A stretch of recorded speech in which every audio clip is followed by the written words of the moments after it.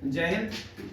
हम linear equation in two variables के statement based question कर रहे थे। उन्हीं क्वेश्चन को आगे करते हैं। ये time and work based questions हैं। स्लाइटली डिफिकल्टी में हायर साइड पर आते हैं क्योंकि इसमें यूनिटरी मेथड जो है, यूनिटरी या चेन रूल जिसको बोलते हैं, उसका बहुत बड़ा एप्लीकेशन रहेगा और इसके लॉजिक्स उठाना स्लाइटली डिफिकल्ट है नए स्टूडेंट के लिए जिसने time and work as a separate unit नहीं पढ़ा है। जिसने टाइम एंड वर्क को अरिथमेटिक में नहीं पढ़ा है उसके लिए ये मुश्किल की तरफ है। इसलिए टाइम एंड वर्क को एज ए सेपरेट यूनिट जरूर पढ़ो। उसके काफी क्वेश्चन है, हमारे पास तो 300 क्वेश्चन की एक्सरसाइज है, उतने तो करवाएंगे ही करवाएंगे। अब देखिए, दो आदमी, मैन को मैं एम भी ले लेता हूँ, बॉयज को बी ले लेता हूँ। क्वेश्चन को ध्यान से देखिए सारे बोर्ड पे। 2 मैन और 7 बॉयज हैं, ठीक है। इनको 4 दिन लगते हैं। इसको मैं देसी भाषा में बोलूं तो 2 आदमी की दिहाड़ियां, हिंदी में बोलते हैं दिहाड़ी, तो 2 आदमी की दिहाड़ियां जो है वो 4 दिन लगती हैं, यानी 2 into 4 ये वर्क आ गया इसका। और 7 बॉयज की भी 4 डेज लग रहे हैं, 4 दिहाड़ियां हर 7 बच्चों बॉयज की भी लग रही हैं into 4। ये कंप्लीट वर्क होता है। This is a complete work. दूसरे केस में उसने बोला है 3 डेज 4 आदमियों के, 4 मैन के 3 डेज और 4 बॉयज के भी 3 डेज। ये पूरी दिहाड़ियां लगाने पर काम कंप्लीट हो जाता है। ये यूज होगा मैन और बॉयज के बीच में रिलेशन डेवलप करने के लिए। तो 4 2 8 man plus 7 4 28 boys is equal to 4 3 are 12 men plus 4 3 are 12 boys। इसको इधर ले जाइए, इसको इधर, तो 12 में से 8 हमने निकाल दिया, रह गया 4 men और 28 में से 12, 4 3 12 बनेगा ना, 16, तो यहाँ आ जाएगा 16 बॉयज। तो एक मैन बन गया 4 बॉयज। ये रिलेशनशिप हमें पहले चाहिए।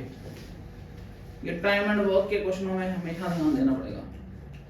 इसके बाद उसने बताया एक आदमी और एक बॉय को कितने दिन लगते हैं। सो एक आदमी और एक बॉय को कितने दिन लगते हैं, इसको निकालने के लिए हमें ऊपर से लीनियर इक्वेशन उठानी पड़ेगी जो पहले बनाई है हमने, ठीक है। 7 ये ऊपर बोलता है 2 मैन और 7 बॉयज को, 2 मैन और 7 बॉयज को 4 डेज लगते हैं, ठीक है। नहीं, अब इस पूरे क्वेश्चन को सिंगल इक्वेशन में लाना पड़ेगा, चाहे आप बॉयज में लाओ चाहे मैन में लाओ। रेशो यहां से यूज होगा, ठीक है। ये सब्स्टिट्यूशन हो जाएगा 1 मैन इक्वल टू 4 बॉयज, वो यहां डाल दीजिए। 1 मैन अगर 4 बॉयज है तो 2 मैन कितना हो जाएगा, 8। ये हो जाएगा 8 बॉयज, ये हमने यहां से पुट अप कर लिया इसमें, प्लस 7 बॉयज 4 डेज। 8 प्लस 7 कितना होता है 15। सो 15 बॉयज को अगर 4 दिन लगते हैं तो एक बॉय को कितने दिन लगेंगे, वो ज्यादा लगेंगे क्योंकि उसे सबका काम करना पड़ेगा। सो एक बॉय को कितना लगेंगे, हो जाएगा 15 into 4, या जाएगा 60 डेज, ठीक है। अब जो हमें निकालना है उसको सॉल्व करेंगे। एक मैन की जगह कितने बॉयज डालेंगे, 4। ये हो गया 4 बॉय प्लस 1 बॉय, यहाँ गया 5 बॉयज। सो एक बॉय को अगर 60 दिन लगते हैं तो 5 बॉयज को कितने लगेंगे, 60/5, 12 डेज आंसर। तो इस क्वेश्चन का आंसर बनेगा 12 days. But is not like a normal linear equation जहां पे हम ऐसे लिख सकते हैं कि 2x + 7y = 4, ऐसा नहीं होगा क्योंकि 4 जो है वो 2 के साथ मल्टीप्लाई हो रहा है। 2 आदमी 4 दिन काम कर रहे हैं, यानी एक आदमी अगर नहीं वो काम करना हो तो उसे 8 दिन लग जाएंगे। तो ये रिलेशनशिप आपस में कोरिलेट्स हो रहे हैं। तो इसे नॉर्मली नहीं बनाया जा सकता कि 2x + 7y = 4, 3x + 4y = this, तो सिंपलीफाई कर लेंगे, ऐसा नहीं होगा। ये वो क्वेश्चन नहीं, समझ गए मेरी बात। तो ये मेरी रिकमेंडेशन है कि इसको यूनिटरी मेथड से ज्यादा करो in place of linear equation. देखो मेथड एक क्वेश्चन के 5-5 है, हमें मेथड के नंबर नहीं है, हमें आंसर चाहिए शॉर्टेस्ट वे में। तो जो इजीएस्ट मेथड आता है उसको ड्राइव कर लो और उसी को प्रैक्टिस करो, नए नए मेथड सीखने की जरूरत नहीं। पॉइंट समझ आ गया आपको? जो इजीएस्ट मेथड लर्निंग सबकी करो, उसमें से जो सबसे इजीएस्ट होता है उसको मगअप कर लो, उसको प्रैक्टिस करो। यार आप कर दो क्वेश्चन, एक और करते हैं।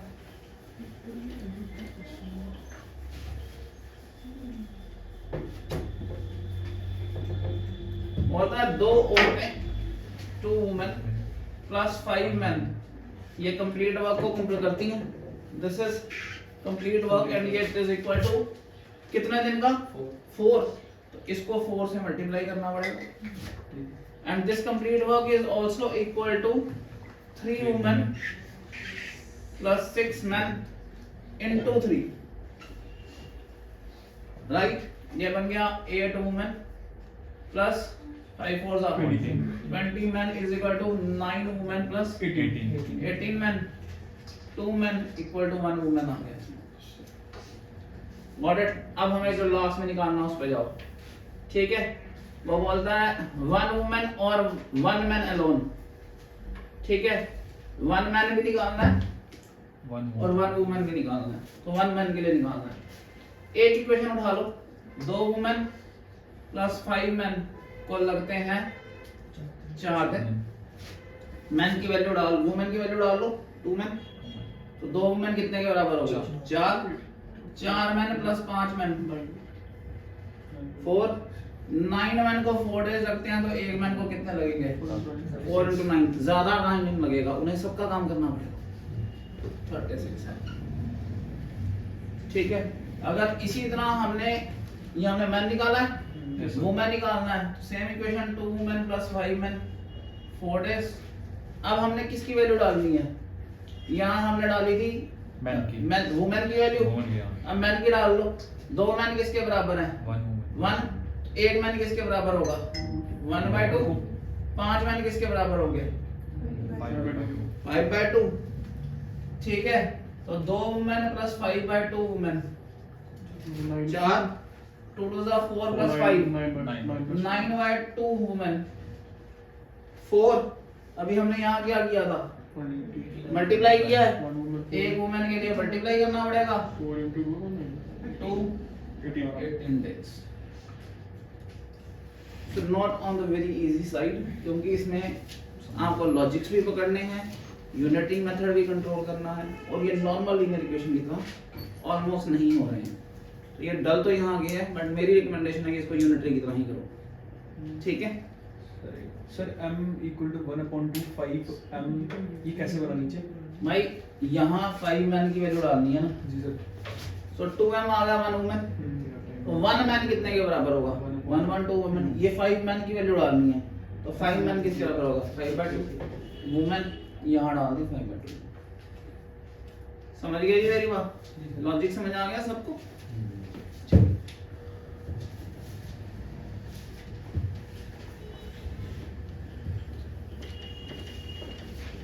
मेरी रिकमेंडेशन है कि इन क्वेश्चंस को यूनिटरी से करो, मत करो लीनियर से, ये ज्यादा कंफ्यूजिंग बन जाएगा, ठीक है?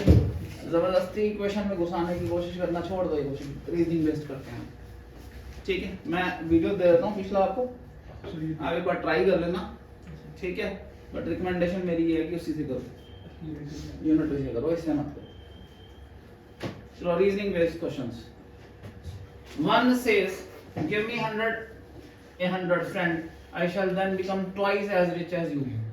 So 1 and you ऐसे ले लो या xy ले लो, 1 u o u ले लो। One says, give me 100 friend, अगर ये इसको 100 रुपए देगा तो इसके 100 रुपए बढ़ जाएंगे, इसके कम हो जाएंगे, and I will be twice as rich as you. The first equation. Equation बनाते हैं, solve आप कर लेंगे।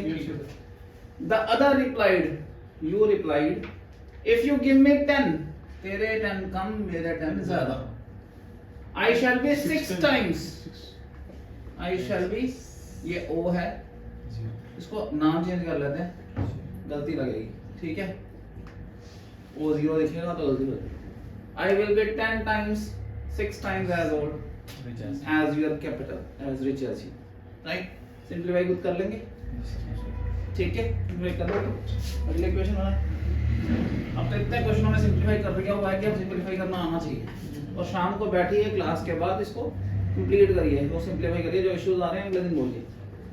The students of a class are made to stand in rows, ठीक है, if 3 students are extra in a row there would be one row less। देखो मैं एक सिंपल एग्जांपल देता हूँ, सपोज ये 3 रोज है और हर रो में 5 बंदे खड़े होते हैं, ठीक है, तो कितने बंदे हुए?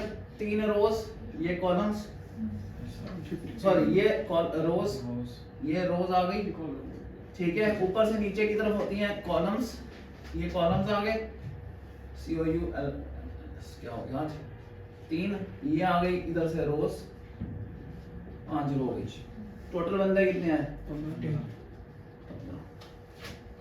सो हम पहले एक इक्वेशन बना लेते हैं कि x हमारी रोज है, y हमारे कॉलम्स हैं, और x इंटू वाई जो है वो टोटल है,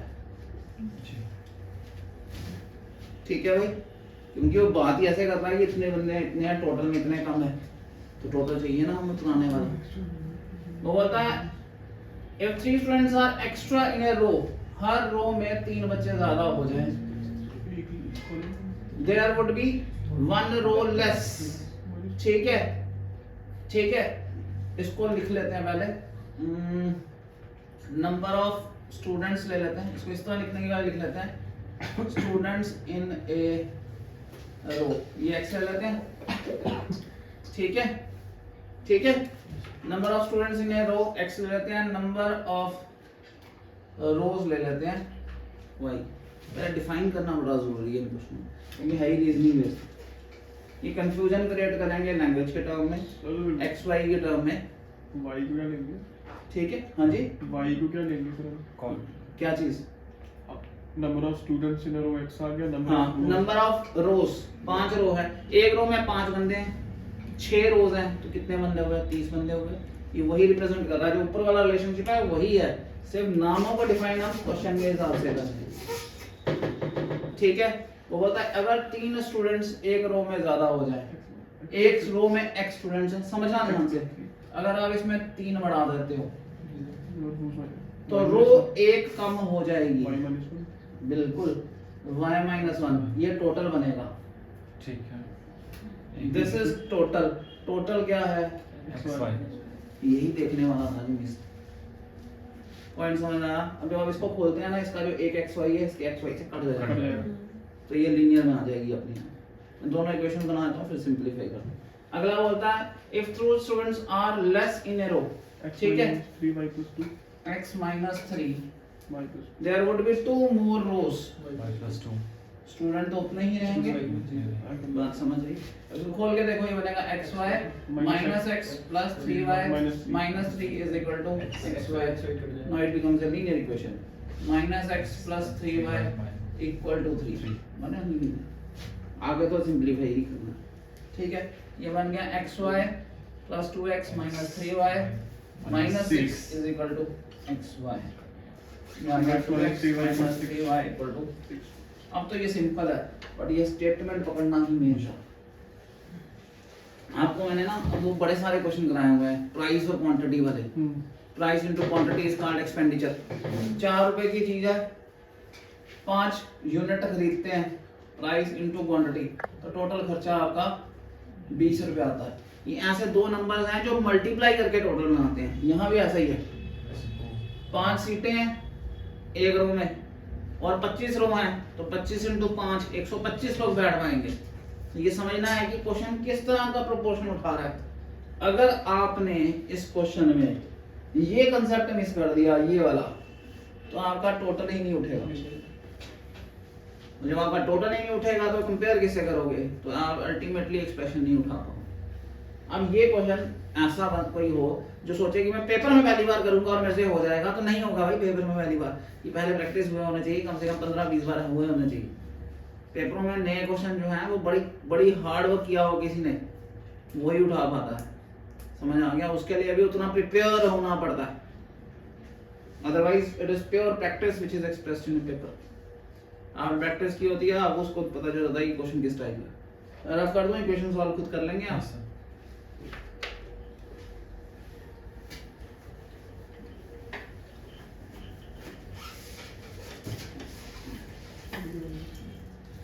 Yes scored 40 marks in a test, getting 3 marks for each right answer and losing 1 mark for each wrong answer. If 4 marks have been awarded for each correct answer and 2 marks have been deducted for each incorrect answer, then yes score 50. देखो मैंने 5 question ठीक किए तो उनसे number मेरे add में जाएंगे, और मैंने सपोज 2 गलत किए उनसे मेरे माइनस 5 के हिसाब से सपोज एक राइट क्वेश्चन के लिए मुझे 1 नंबर मिलता है तो मेरे को 5 नंबर मिले, और हर रॉन्ग के लिए सपोज 0.25 कट जाता है तो मेरे 2 into 0.25 कट गए, 0.50 कट जाएंगे।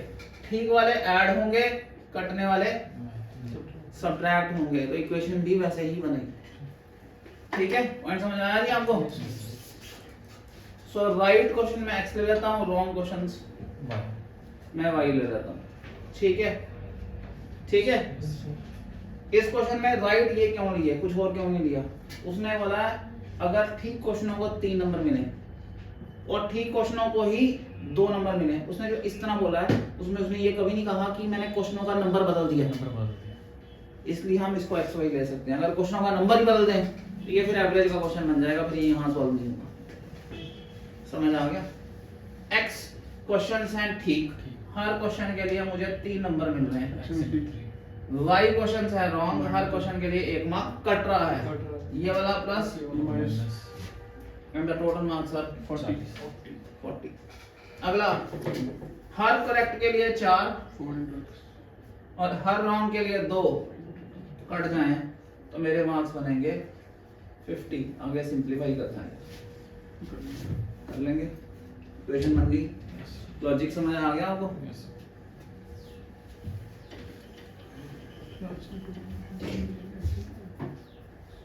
अगला सर लास्ट में टोटल क्वेश्चन कैसे निकलेंगे? क्या चीज? x plus y होगा last total question x plus y। बिल्कुल बिल्कुल बिल्कुल, उसने टोटल पूछा हुआ है। हां सर पूछो। बिल्कुल x plus y निकलेगा भाई, बिल्कुल x plus y ही निकलेगा। उसने लास्ट में पूछा how many questions are there in the, it is not x, it is not y, it is x plus y। ठीक और गलत दोनों ऐड करने हैं क्वेश्चन। ठीक है, बिल्कुल सही। देखो, a monthly charges in a hostel is fixed and the remaining depends on the number of days he has taken food in the mess। ये ऐसे हो गया जैसे पुराना टेलीफोन का बिल नहीं आता था कि 300 रुपए रेंट है, हर कॉल के 1 रुपए लगेंगे।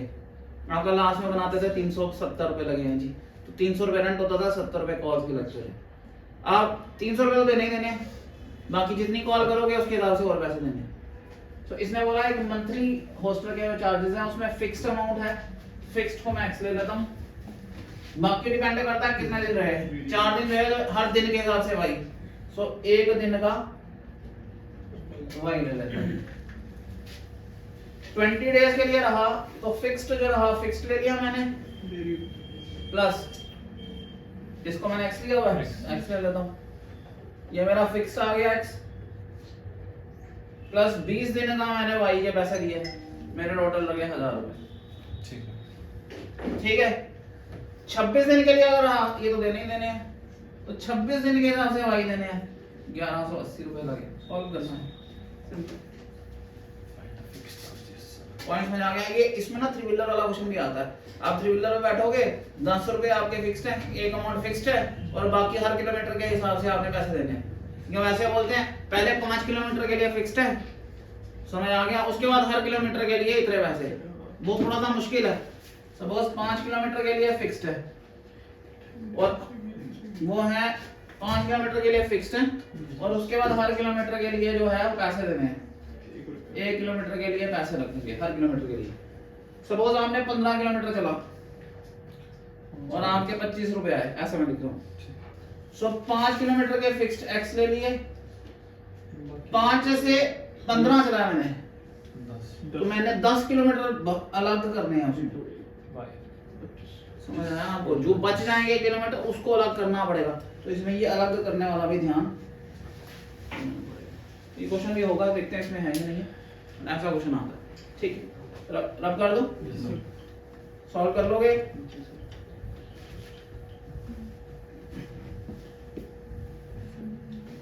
बेंगलोर में एक बस स्टैंड है, if you buy 2 tickets to Malleshwaram and 3 tickets to यशवंतपुरम।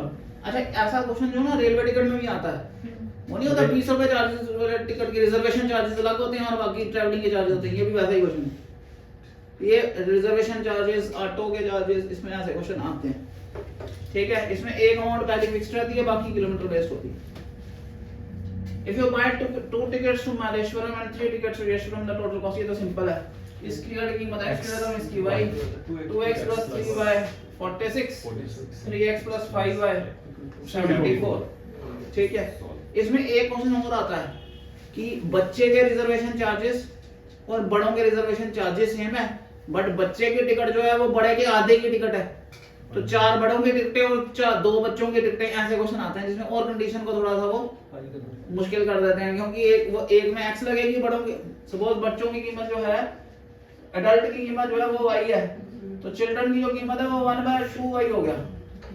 Reservation charges दोनों के फिक्स्ड है, तो 4 बच्चों की टिकटें 4y प्लस सपोज 8 बच्चों की 4 बड़ों की टिकटें 4y प्लस 8 बच्चों की टिकटें, तो उसमें इस हिसाब से लगेगा, बट 8 और 4 कितना हुआ 12 टाइम x लगेगा, क्योंकि रिजर्वेशन चार्जेस सब पे लगने हैं, मगर टिकटों की कीमत बड़ों की ज्यादा है, बच्चों की कम है, तो इसलिए रिजर्वेशन चार्जेस पूरे उठाने पड़ेंगे, टिकटों की कीमत आधी उठानी पड़ेगी, तो ये और मुश्किल हो जाएगा क्वेश्चन। समझ आ रहा है आपको? ये जैसे जैसे मिलेंगे वहां करवाएंगे, क्योंकि ये हमें इसलिए याद है क्योंकि हमें एकेडमिक्स में भी ऐसे क्वेश्चन पढ़े हुए हैं। ये एकेडमिक्स में आपको ऐसे क्वेश्चन बहुत सारे मिलते हैं, एकेडमिक्स बहुत फाउंडेशन सॉलिड करती है अगर आप डट के वो क्वेश्चन करते हैं। हमारे पास जो थ्योरम्स हैं, जैसे ज्योमेट्री पढ़ते हैं, जो थ्योरम्स आपको ज्योमेट्री में आने मिलेंगी वो थ्योरम्स आपको याद ही करनी पड़ेंगी, उनके स्पेसिफिक कंस्ट्रक्शंस हैं, स्पेसिफिक मेथड्स हैं सॉल्व करने के।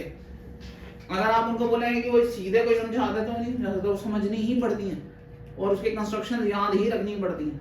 तो एकेडमिक फाउंडेशन अगर सॉलिड है तो यहाँ आपको सॉलिड मिलेगा ही मिलेगा। अगला 5 और 3 तो बच्चों ठीक है, तो कर लेंगे। अगला a lending library has a fixed charge for 3 days, आ गया वो क्वेश्चन लाइब्रेरी का। 3 डेज के लिए fixed and additional charge for each day. 3 days की मैं x ले लेता हूं और हर वन डे एक्स्ट्रा जो है, एक्स्ट्रा वन डे जो है उसकी y ले लेते हैं, ठीक है। सविता पे 27 डेज फॉर 7 डेज, 7 डेज का मतलब हो गया x 3 प्लस 4 दिन की y, समझ आया गेम? Yes sir.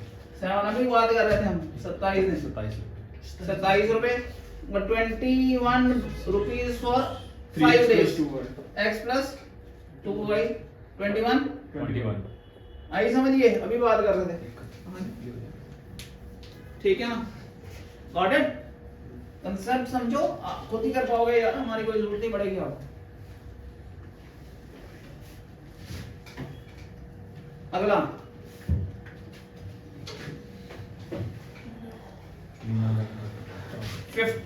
2000 रुपए चाहिए मुझे, 50 और 100 रुपए के नोट्स में होने चाहिए। 25 नोट टोटल मिले, सपोज 50 रुपए वाले मिले x, 100 रुपए वाले y मिले, x प्लस y मुझे मिले 25 नोट, ये नंबर में आ गया। अब x रुपए वाले 50 रुपए वाले x नोट है, तो पैसों में 50 इंटू x हो गया ये, और 100 रुपए वाले y नोट है, टोटल पैसे कितने मिले? 2000। आ गई सिंपल, ठीक है, ये सिंपल है। The ratio of income of 2 person is 9:7. कभी भी रेशो वाले क्वेश्चन करते थे हम, एक की 9x एक की 7x ऐसे लेते थे।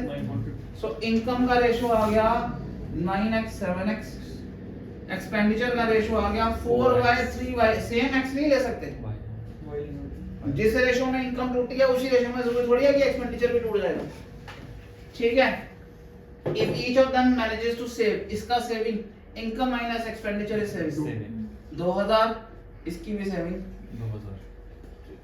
2000। कोई क्वेश्चन बन गई? आप कर दें?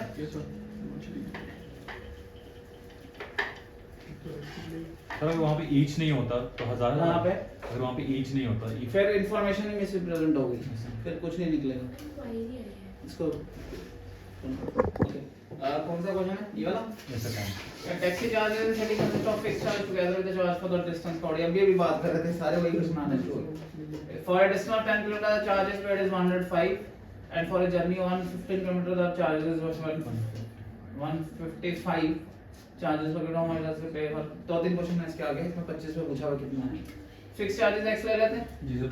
और पर किलोमीटर ले लेते हैं y, ठीक है।